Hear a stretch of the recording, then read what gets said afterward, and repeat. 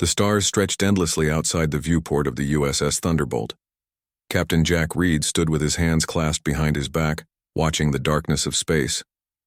The ship, Earth's newest and most advanced warship, cut through the void, with barely a whisper. "Status report," Jack said, his voice calm but commanding. Commander Lisa Wells looked up from her console. "All systems normal, Captain. We're at the edge of human space now. This is where the colony ships disappeared." Jack nodded. 6 ships gone in the last 3 months. No distress calls, no debris, just gone. The Thunderbolt had been sent to find answers, but so far they had found only silence. "Dr. Gray, anything on your sensors?" Jack asked. Dr. Alan Gray, the ship's chief scientist, shook his head. His fingers danced across his screen. "Nothing unusual, Captain, but there's a lot of space to cover." "Keep looking," Jack ordered. He turned to his chief engineer. "Stone, how's our new engine holding up?" Mike Stone grunted. The gruff engineer rarely used 2 words when one would do. "Good. Better than expected." Jack allowed himself a small smile. The Thunderbolt was a marvel of human engineering. Its weapons, shields and engines were years ahead of anything else in the fleet.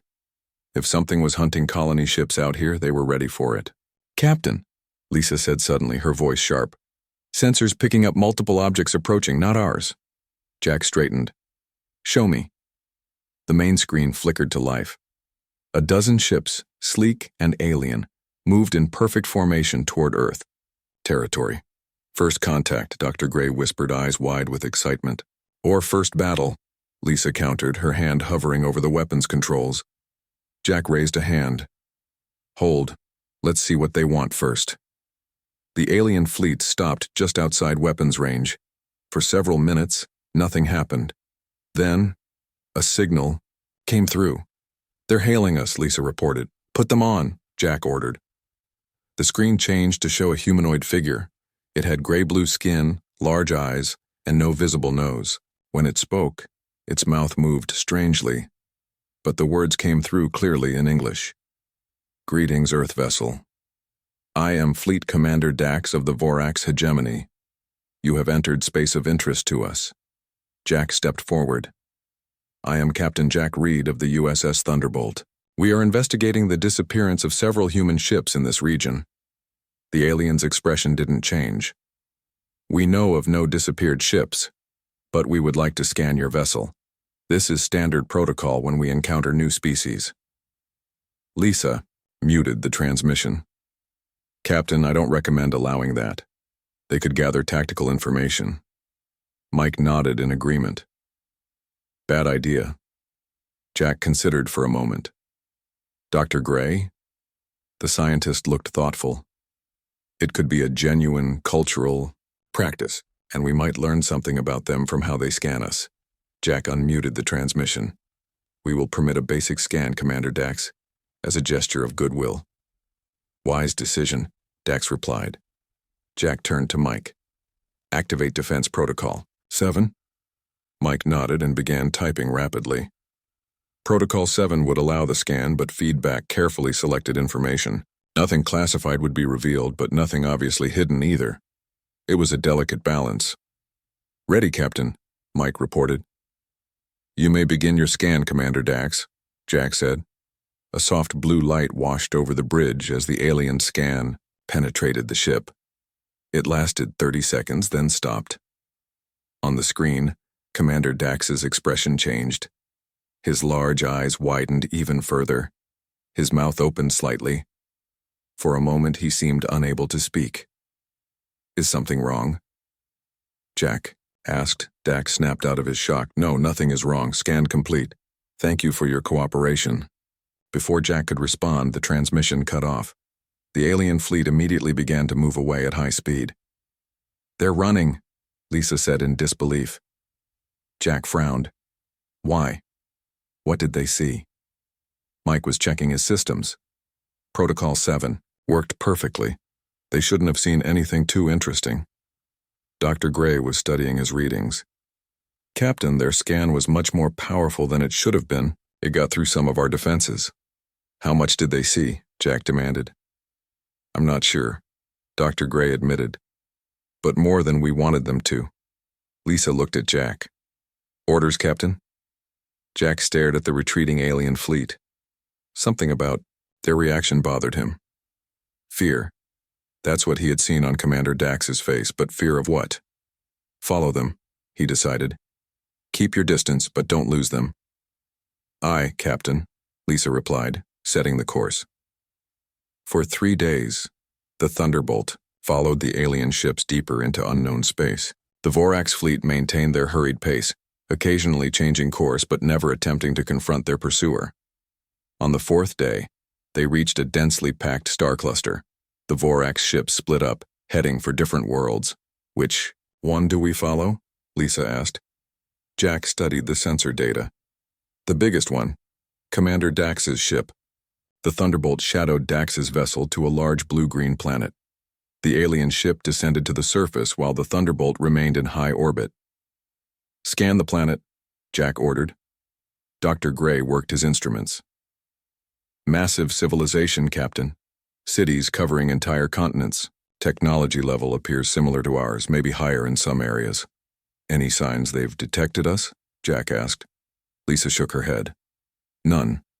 Their orbital defenses haven't activated. Jack turned to Mike. I want the stealth systems at maximum. Let's see what's happening down there. Mike nodded and got to work. Dr. Gray suddenly looked up from his console. Captain, I'm picking up unusual communications traffic. Massive amounts of data being transmitted across the planet. Can you decode any of it? Jack asked. Working on it, Dr. Gray replied. After several minutes, he looked up with a troubled expression. It's fragmentary, but I'm seeing references to human technology, unexpected capabilities, and something that translates roughly as existential threat. Jack's eyes narrowed. They're afraid of us. But why? Lisa asked. We didn't threaten them. They saw something in our ship that scared them, Jack said. Something they didn't expect. Mike grunted. Serves them right for looking where they shouldn't. Dr. Gray continued monitoring the communications. Captain, I think they're calling some kind of emergency meeting. Important figures from across their territory are being summoned to the capital city. Jack nodded slowly. So they scan us, get scared, and call a meeting of their leaders. Interesting. What's our next move? Lisa asked. Jack thought for a moment. We stay and watch, we learn, and we prepare. He turned to look at his crew. Something tells me this isn't over. The Vorax ran today, but they won't run forever. Whatever they saw in us frightened them enough to retreat, but fear can lead to different responses. Like what? Dr. Gray asked. Like trying to make friends with what you fear, Jack said. Or trying to destroy it before it destroys you. Lisa nodded grimly. So we wait and see which path they choose. Exactly, Jack said, turning back to the viewport to stare down at the alien world below. And either way we'll be ready. In the Vorax capital city, Commander Dax stood before the Supreme Council, his hands shaking slightly as he prepared to show them what the scan had revealed about the human vessel. Information that had made him order an immediate retreat. Information that would change everything. The Supreme Leader entered, and the room fell silent. Show us, the leader commanded. Show us what has you so afraid of these humans. Dax nodded and activated the display. The detailed scans of the USS Thunderbolt appeared, revealing secrets that would keep the Vorax leaders awake for many nights to come. The Grand Council chamber on Voros Prime fell silent as the scan data of the human warship filled the massive display screen. Supreme Leader Tark leaned forward on his throne, his gray-blue skin turning a shade paler. This cannot be correct, he said, his voice barely above a whisper. Commander Dax stood tall despite his fear. The scan was thorough, Supreme Leader.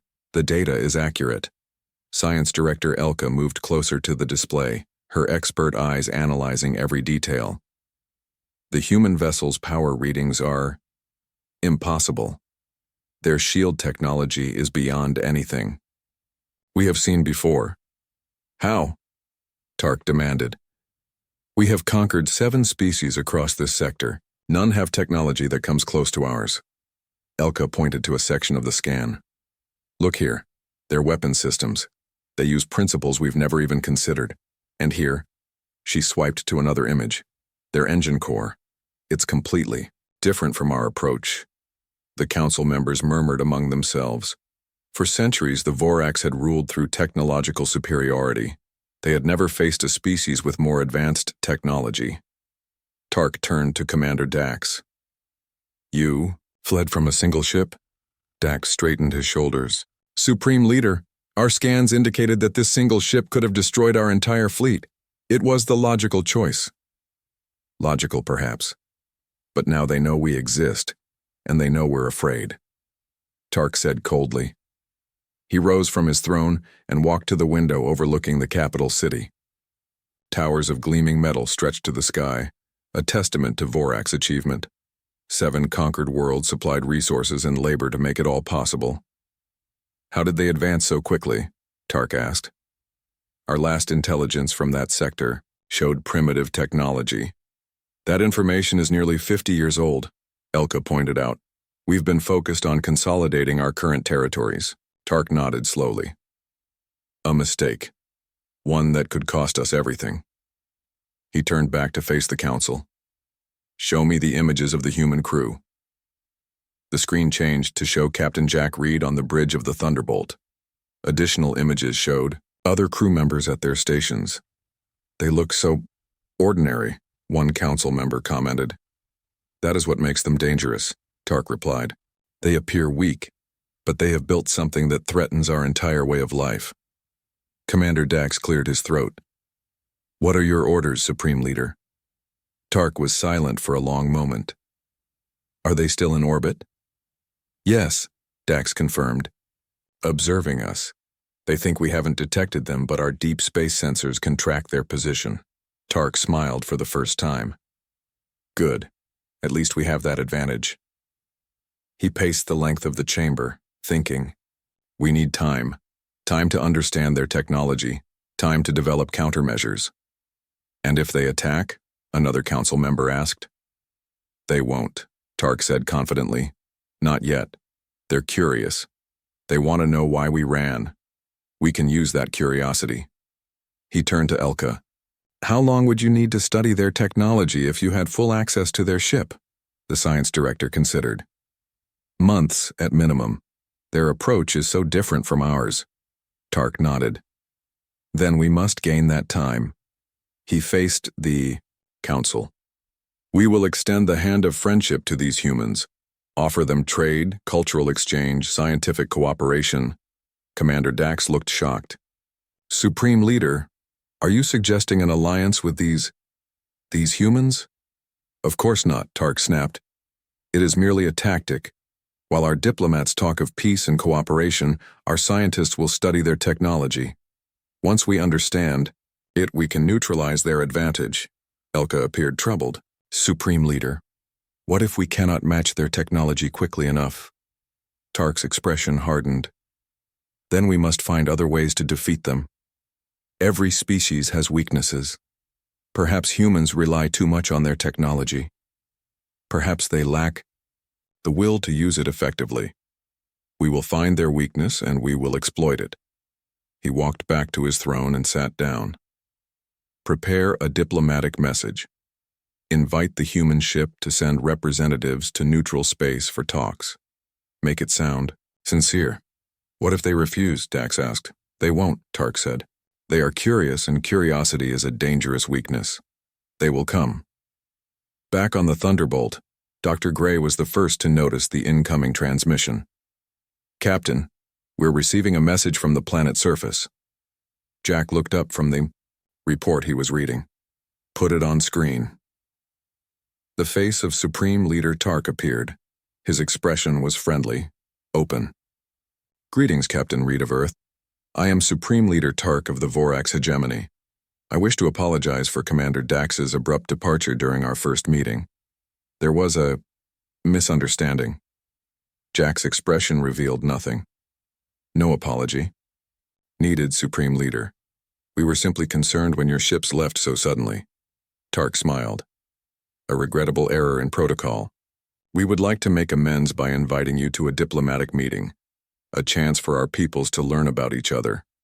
Lisa, standing next to Jack, whispered, I don't trust this. Jack gave a slight nod to show he heard her. To Tark, he said, That's a generous offer. Where would this meeting take place? There is a space station called Harmony Point in a nearby system. It is neutral territory, used by various species for trade and diplomacy. Would that be acceptable? Jack pretended to consider. It could be. I would need to consult with my superiors. Tark's smile didn't waver. Of course, take all the time you need. We are eager to establish friendly relations with Earth. After the transmission ended, Jack turned to his crew. Thoughts? Mike spoke first. Trap. Lisa nodded in agreement. Definitely. They were terrified of us yesterday. Now they want to be friends? I don't buy it. Dr. Gray looked thoughtful. It could be genuine. Perhaps they realized their initial fear was exaggerated. Jack walked to the viewport, looking down at the alien world. No, Lisa and Mike are right. This is a trap, but not the kind we might expect. What do you mean? Lisa asked. They're not planning to attack us at this meeting, Jack explained. They want to study us, learn about our technology, find our weaknesses. Doctor, Gray nodded slowly. That makes sense. From what we've observed, the Vorax base their entire civilization on technological superiority. Our ship frightened them because it suggested we might be more advanced. So what do we do? Lisa asked. Refuse the meeting? Jack turned back to face them, a small smile forming on his lips. No. We accept. Mike grunted in surprise. Why? Because it works both ways, Jack said. While they're studying us, we'll be studying them, and we have an advantage they don't know about. What's that? Dr. Gray asked. Jack's smile grew wider. They only think they detected us in orbit. They don't know about our second stealth shuttle that landed on the far side of their planet last night. Lisa's eyes widened. You sent a team to the surface? When? While you were all sleeping, Jack said. A small team, hand-picked. They're gathering intelligence even as we speak. That's why you seemed so calm about being detected, Dr. Gray realized. Jack nodded. The Vorax think they're one step ahead of us. Let's keep them thinking that. He turned to Lisa. Send a message to Earth Command. Tell them everything we've learned and our plan to accept the diplomatic meeting. And the shuttle team? Lisa asked. They'll continue their mission and meet us at Harmony Point, Jack said. By then we should know much more about what we're dealing with. Mike nodded with grudging approval. Clever. Let's just hope it's clever enough, Jack said, his expression turning serious again, because something tells me the Vorax didn't build their empire by playing nice. On the planet below, Supreme Leader Tark watched the human warship with calculating eyes. They will accept, he told Commander Dax, and when they do, their doom will be sealed. Little did he know that at that very moment human eyes were watching him from much closer than he could imagine. Harmony Point space station hung in the darkness like a giant metal snowflake. Ships from different worlds docked at its many arms. At one end, the USS Thunderbolt waited. At the opposite end, the Vorax diplomatic vessel had arrived 3 days earlier. Ambassador Tom Williams adjusted his formal uniform as he prepared to meet the Vorax representatives. Captain Jack Reed stood nearby, watching the ambassador with careful eyes.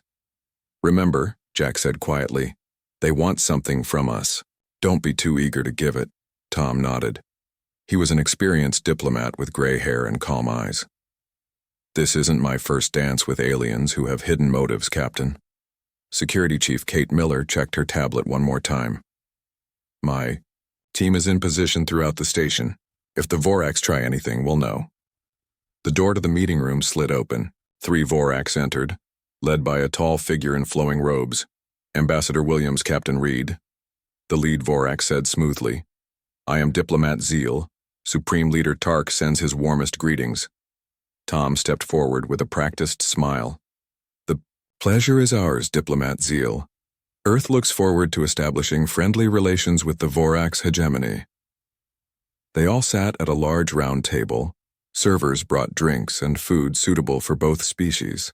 "I must say," Zeal began, "we are most impressed by your vessel, the Thunderbolt. Such advanced technology in a species we had not yet encountered." Jack kept his face neutral. "We're equally interested in learning about Vorax achievements.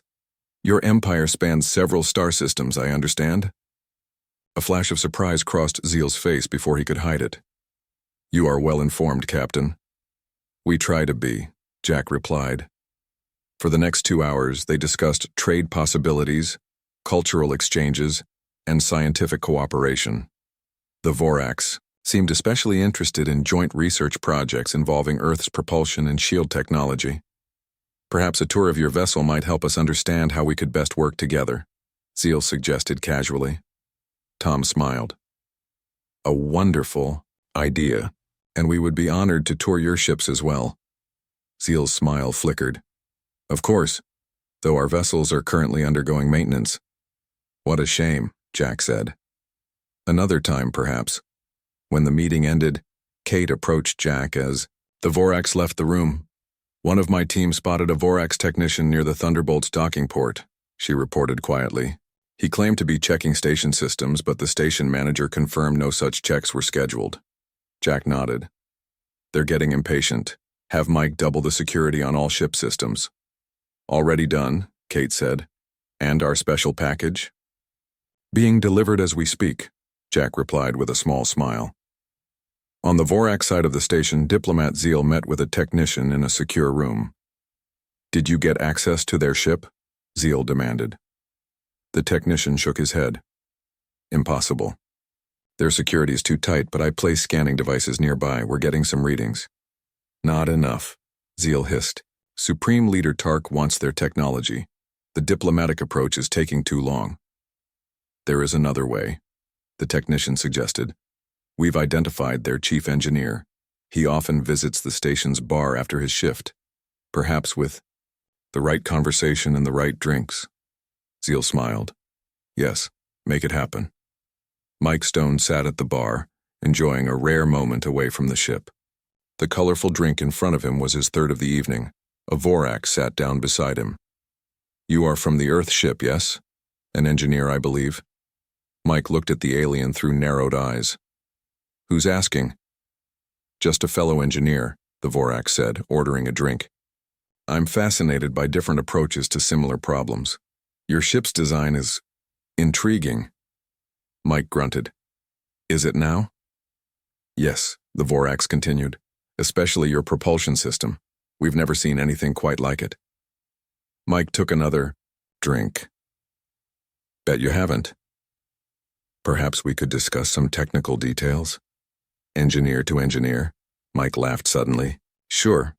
Let me tell you all about our special warp coils. They're made from a rare material.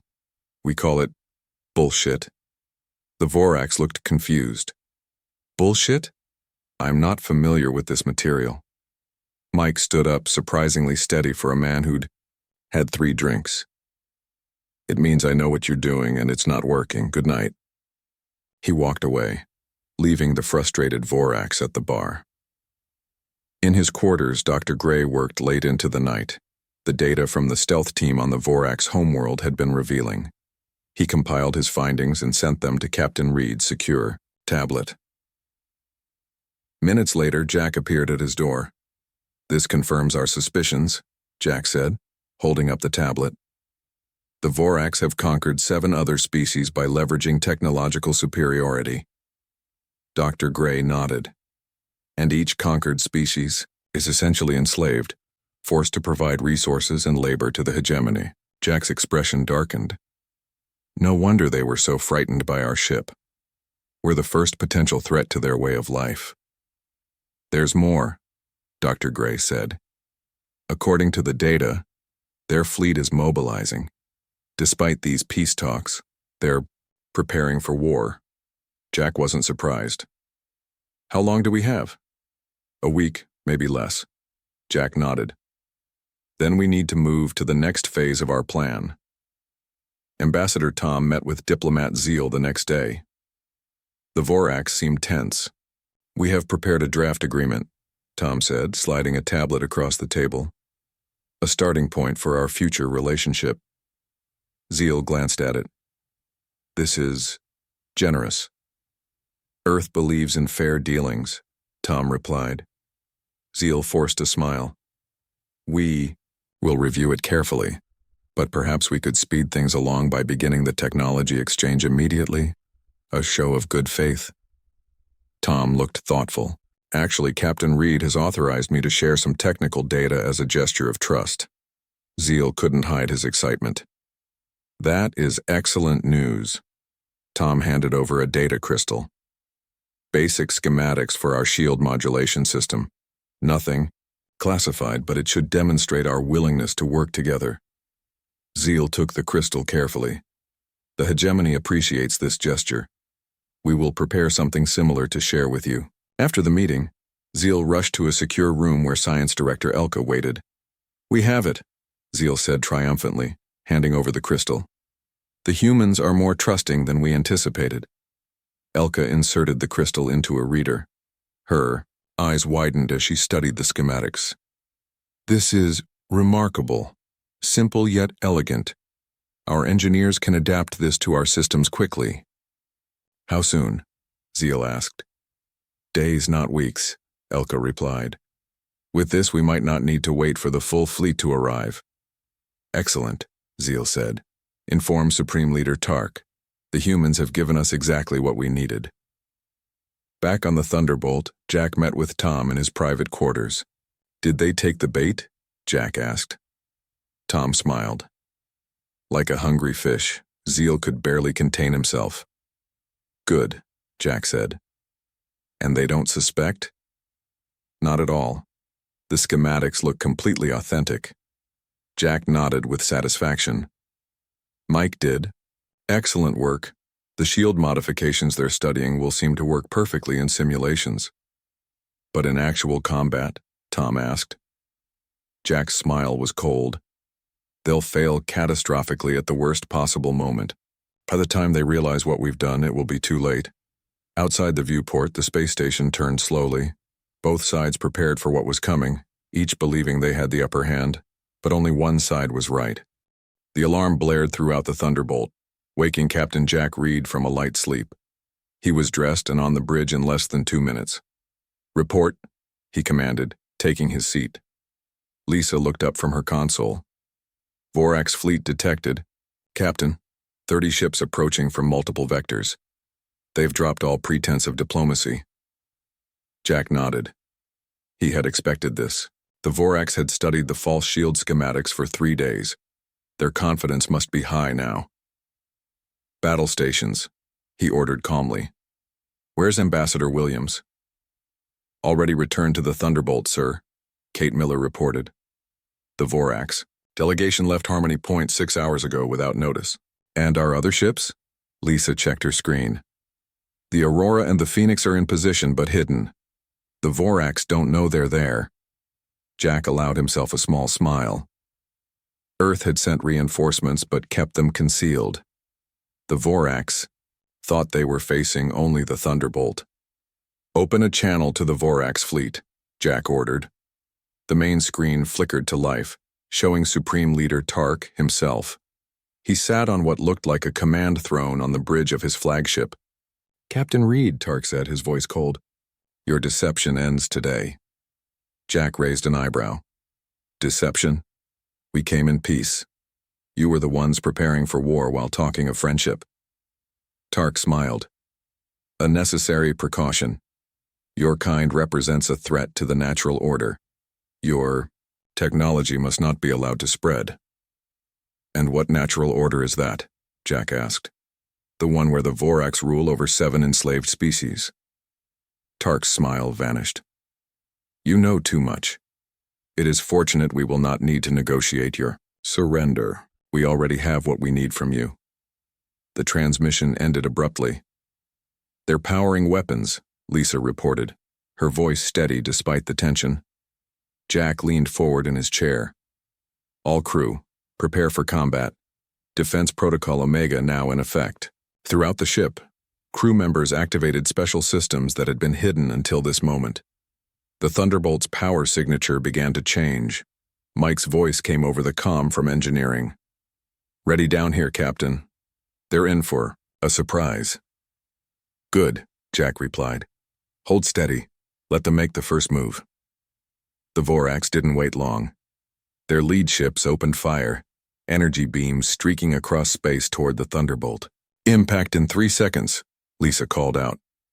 Jack gripped his armrests. "Steady." The Vorax weapons hit the Thunderbolt's shields. There was a flash of light, but the ship barely shuddered.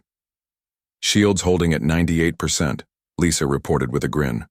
On the Vorax flagship, Tark stared in disbelief at his tactical display. Impossible. Their shields should have failed. The schematics showed a weakness in the modulation pattern. Science Director Elka looked pale. "They tricked us. The schematics were false." "How bad is it?" Tark demanded. "Our weapons are barely affecting their shields," a tactical officer reported. "And there's something else. Their power signature is changing. It's much stronger than our initial scan showed." Tark slammed his fist on his throne. "They've been hiding their true capabilities all along." Back on the Thunderbolt, Jack watched the Vorax fleet with calm eyes. "They've realized their mistake. Time to show them what we can really do." He nodded to Lisa. "Target their flagship's weapon systems. Fire when ready." Lisa's fingers danced across her console. Firing. The Thunderbolt's main weapons array glowed bright blue, then released a concentrated beam of energy that cut through space like a knife. It struck the Vorax flagship with precision, destroying its primary weapons array in a flash of light and debris. "Direct hit," Lisa reported. "Their main weapons are disabled." "Now the secondary ships," Jack ordered. The Thunderbolt moved with surprising speed for a vessel its size, turning to face the next target. 2 more precision strikes disabled 2 more Vorax ships. "The remaining ships are adjusting their attack pattern," Lisa warned. "They're trying to surround us." Jack nodded. "Just as we expected. Signal the Aurora and Phoenix. Time to spring the trap." From their hidden positions, 2 more Earth warships suddenly appeared, their stealth systems deactivated. They immediately opened fire on the unsuspecting Vorax fleet from behind. Caught between 3 Earth warships, the Vorax fleet fell into chaos. Some ships tried to flee, others continued fighting, but their coordination was broken. On the Vorax flagship, alarms blared as systems failed. "We're surrounded!" the tactical officer shouted. 2 more human ships appeared from nowhere. Tark's face had turned a dark shade of blue with rage and fear. How? How did they know? Elka had no answer. Nothing in her experience had prepared her for this. The Vorax had always been the technological superiors in any conflict. They had never faced an enemy that could outthink and outfight them. "Supreme Leader," Commander Dax called urgently, "our shields are failing across the fleet. 4 ships have already been disabled." Tark stared at the tactical display in disbelief. The human ships were systematically targeting weapons and engines, disabling the Vorax vessels without destroying them. "They're not even trying to kill us," he realized, aloud. "They're toying with us." "Should we surrender?" Dax asked quietly. Tark's pride rebelled at the thought, but his survival instinct was stronger. "Open a channel to the Thunderbolt." On the Thunderbolt's bridge, Jack answered the incoming transmission. Tark's face appeared on screen, no longer confident, but still defiant. "Enough, Captain Reed," Tark said. "You have made your point. We will withdraw." Jack shook his head. "Not good enough, Supreme Leader. Your fleet is disabled. You will surrender to Earth forces immediately." "And if we refuse?" Tark challenged. Jack's expression was cold. "Then we will be forced to demonstrate the true power of our weapons. So far, we've been careful not to cause unnecessary loss of life. That can change."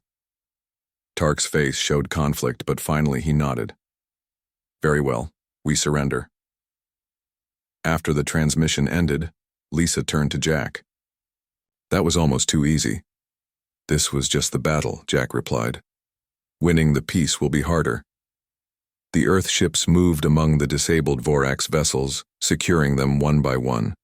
Boarding parties transferred to the Vorax flagship, led by Kate Miller. Hours later, Kate brought Commander Dax to the Thunderbolts conference room. Jack was waiting with Dr. Gray and Mike. "Welcome aboard, Commander," Jack said. "Please sit down." Dax sat stiffly, his pride clearly wounded. "Your victory was impressive, but this isn't over. The hegemony spans many worlds." "We know," Jack replied. "Our stealth teams have visited several of them." Dax couldn't hide his shock. "Impossible. We would have detected them." Mike laughed. "Like you detected our other ships, or our true shield capabilities? Or the fact that we fed you false technical data?" Jack leaned forward. "You've built your empire on technological intimidation, Commander. But technology isn't enough. You need innovation, adaptability, and something else." "What?" Dax asked, bitterly.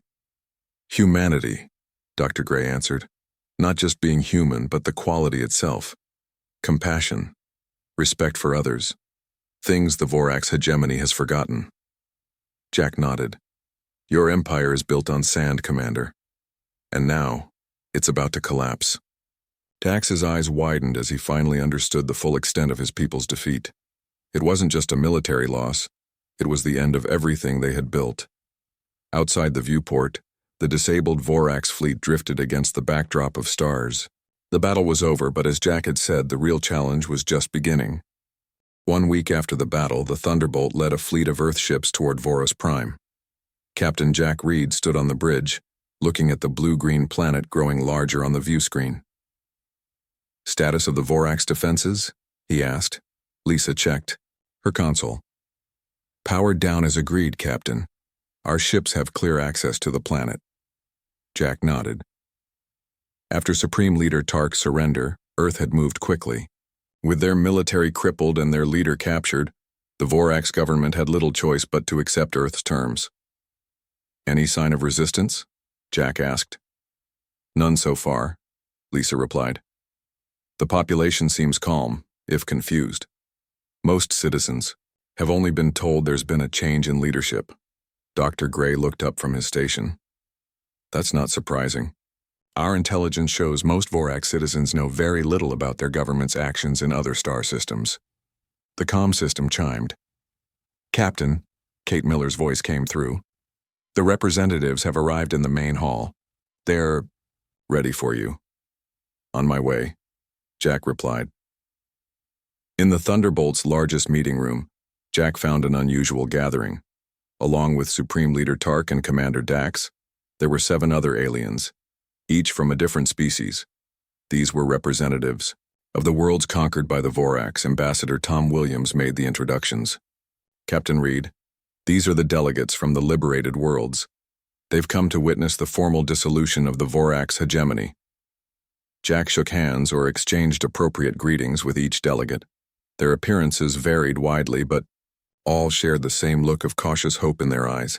Tark sat in sullen silence, his once proud posture now slumped in defeat. Dax stood behind him, watching the proceedings with a soldier's stoicism. Jack took his position at the head of the table. 3 weeks ago, the USS Thunderbolt was sent to investigate disappeared colony ships. We found something unexpected: an empire built on technological intimidation and the subjugation of others. He looked directly at Tark. "What you didn't know was that Earth had been aware of the Vorax hegemony for much longer than you realized." Tark's head snapped up, his eyes wide with surprise. Jack continued. "Those colony ships you detected, they weren't really missing. They were bait, designed to draw your attention while our stealth teams infiltrated your worlds."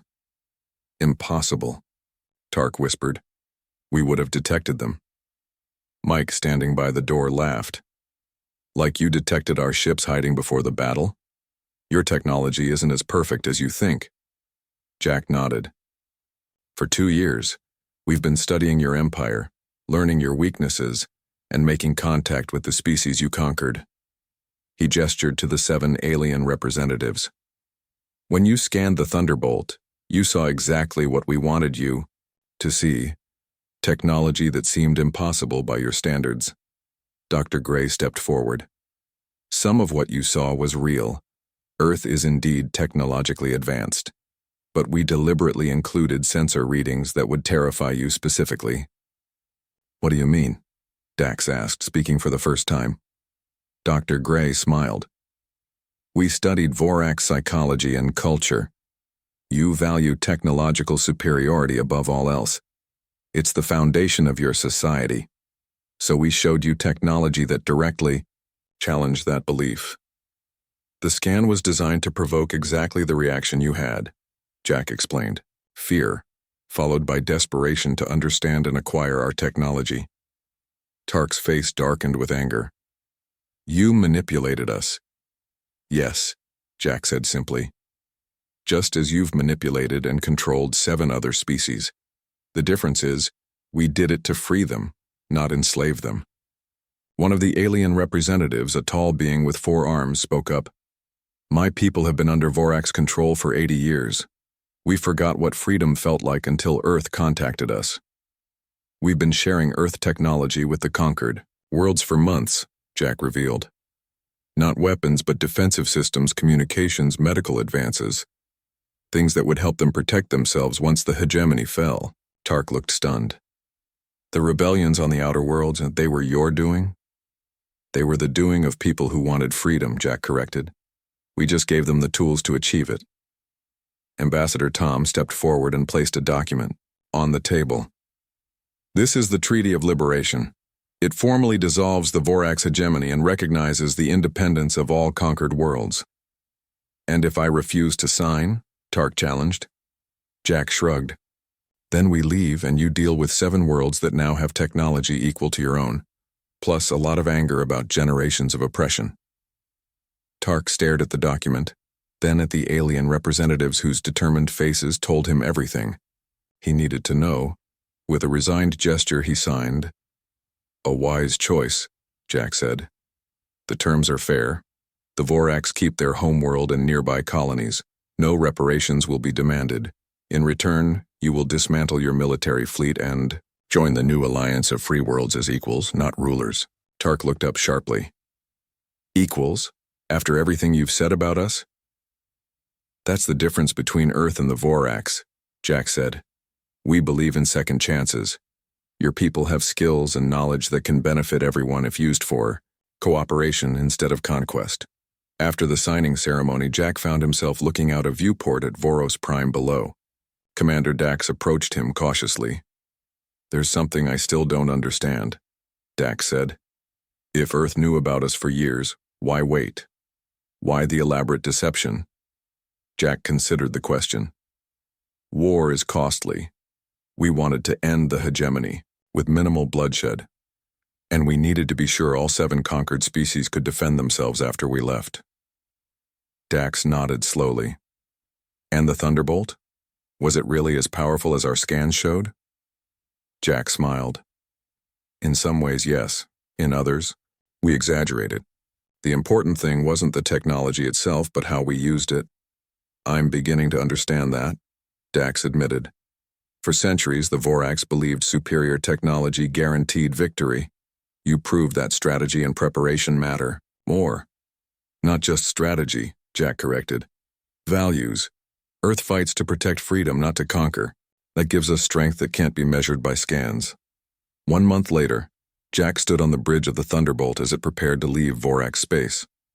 The new alliance was taking its first steps, with Earth providing guidance but not control. Course. Captain? Lisa asked. Home, Jack replied. Our work here is done. Dr. Gray looked up from his station. Not entirely done. We've received reports of another expansionist empire in the Beta Quadrant. Apparently they've noticed our activities here. Jack smiled. Have they now? Well, let them scan our ships. Let them see what happened to the last empire that threatened freedom in this galaxy. Lisa set the course and the Thunderbolt turned toward Earth, its mission complete but its message clear. Humanity had arrived on the galactic stage, and those who scanned their ships would indeed know they were destined for ruin if they chose the path of conquest. As the Thunderbolt entered warp, representatives from 8 worlds, including the Vorax, sat in a new council chamber, beginning the long process of building peace after generations of war. Above them, Earth ships patrolled silently, a reminder that freedom now had a powerful guardian. The stars stretched into streaks of light, and the Thunderbolt headed home, leaving behind a changed galaxy and a simple truth. Technology alone doesn't win wars. Humanity does.